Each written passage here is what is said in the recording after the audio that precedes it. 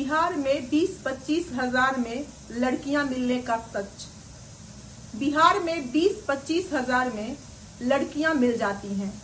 क्यों मरते हो बेटा? तुम तो नौजवान हो, तुम्हारी शादी भी नहीं हुई है। क्या तुम बुढ़ापे में शादी करोगे? हमारे 3-4 बच्चे हो जाते हैं यहाँ पर। लड़कियां हम तुम्हारे लिए बिहार से लेके आएंगे। चौंकिए मत, ऐसा हम नहीं कह रहे। ये बातें उत्तराखंड सरकार में कैबिनेट मंत्री रेखा आर्या के पति गिरधारी लाल साहू जी ने कही है। ये बात भले ही उन्होंने मजाक में कही हो, लेकिन बिहार की लड़कियों की कहानी कुछ ऐसी ही है। अगर हम इस समस्या को समझने की कोशिश करते हैं तो कई रिपोर्ट्स और सामाजिक संगठनों के अनुसार बिहार में गरीबी और मजबूरी के कारण कुछ परिवार अपनी बेटियों का सौदा करने को मजबूर हो जाते हैं। कई बार शादी का झांसा देकर लड़कियों से ठगी की जाती है और उनकी शादी दूसरे राज्य के उम्रदराज पुरुषों से करवा दी जाती है। पश्चिमी उत्तर प्रदेश और हरियाणा जैसे राज्यों में खराब लिंगानुपात के कारण लड़कों की शादी नहीं होती। फिर बिहार से शादी के नाम पर गरीब लड़कियों की खरीद फरोख्त होती है।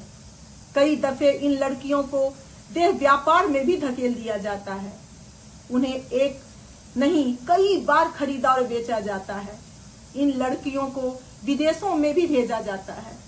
ये तस्वीर कितनी भयावह है, इस बात का अंदाजा आप इस बात से लगा सकते हैं कि साल 2023 में नाबालिगों की तस्करी के मामले में बिहार देश में दूसरे स्थान पर था। हाल ही में बिहार के सीमावर्ती इलाकों से बीते 6 माह में 100 लड़कियों के गायब होने का मामला सामने आया है। इन लड़कियों का इस्तेमाल ड्रग्स की तस्करी, बच्चा पैदा करने, फर्जी शादी और सेक्स ट्रैफिकिंग जैसी गंभीर और अमानवीय गतिविधियों के लिए किया जा रहा है। बिहार सरकार मानव तस्करी के खिलाफ ऑपरेशन नया सवेरा नामक अभियान चलाकर इससे रोकने का भरपूर प्रयास कर रही है। पिछले साल अगस्त में इस अभियान के तहत बिहार पुलिस ने 1016 नाबालिग बच्चे और बच्चियों तथा महिलाओं को मुक्त कराया। इसके साथ ही 197 पुरुष और 53 महिला तस्करों को गिरफ्तार भी किया गया। बिहार में लड़कियां किन हालातों में जी रही हैं, इस बात का अंदाजा आप इस बात से भी लगा सकते हैं कि यहाँ शराबबंदी के बाद शराब तस्करों ने लड़कियों और महिलाओं को शराब के तस्करी में इस्तेमाल करना शुरू कर दिया है। कई जगहों पर शराब की सप्लाई में लड़कियों को इस्तेमाल किया जा रहा है।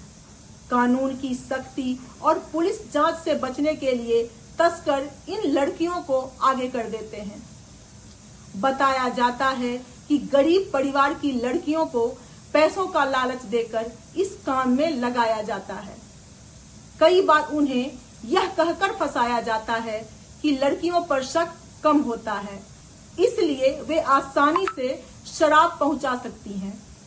कुछ मामलों में नाबालिग लड़कियों तक को इस गैरकानूनी धंधे में झोंक दिया जाता है। शराब माफिया लड़कियों की मजबूरी और बेबसी का फायदा उठाते हैं। पकड़े जाने पर सारा दोष उन्हीं पर डाल दिया जाता है, जबकि असली गुनहगार पर्दे के पीछे से अपना धंधा चलाते रहते हैं। पिछले दिनों मीडिया में बिहार की लड़कियों को लेकर एक और सच्चाई उजागर हुई, जिस पर बात किया जाना बेहद जरूरी है। यहाँ लड़कियों की ही नहीं, उसकी अस्मत की भी कीमत लगाई जाती है। दरअसल सोनपुर मेले में थिएटर की आड़ में डांसर्स के सेक्स रैकेट और शराब की तस्करी का काम होता है।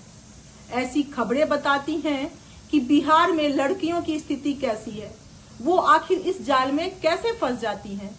यह स्थिति न सिर्फ कानून के लिए चुनौती है, बल्कि समाज के लिए भी एक गंभीर चेतावनी है। जरूरत है कि ऐसे नेटवर्क को तोड़ा जाए और लड़कियों को इस दलदल से बाहर निकालने के लिए ठोस कदम उठाए जाएं। इस हालात से लड़कियों को बचाने के लिए क्या किया जाना चाहिए? आप क्या सोचते हैं? हमें कमेंट बॉक्स में जरूर बताएं। और अगर आपको हमारी कोशिश और ये वीडियो पसंद आए तो इसे लाइक और सब्सक्राइब करें। धन्यवाद।